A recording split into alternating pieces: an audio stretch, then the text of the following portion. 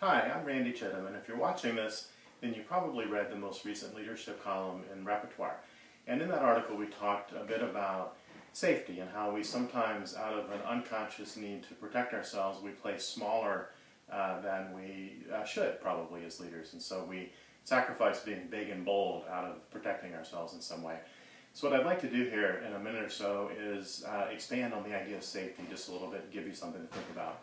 So we know that there are three primary ways in which people tend to find safety as adults, and while we learn these methods as children, they tend to stick with us. And so I'd be willing to bet that you will notice one of these in yourself and probably in other people around you once you sort of become tuned into it.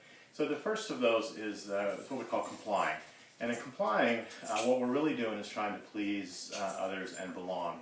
And not that there's anything wrong with either of those things, of course, but when you do that at the cost of being bigger and bolder, then that's where we get ourselves into trouble, if you will. The second is protecting.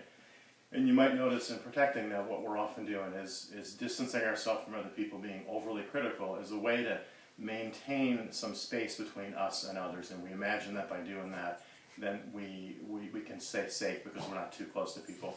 And then the third is controlling. And in controlling, what you'll notice most are people who are micromanaging, trying to over-control the environment. And of course, what we imagine when we're controlling is that we can control everything, and of course we know that's not possible. So what I'd ask you to do is to think about it and just notice differently. Do you tend to display one or more of those set of behaviors, particularly when you're under stress? And read the next column.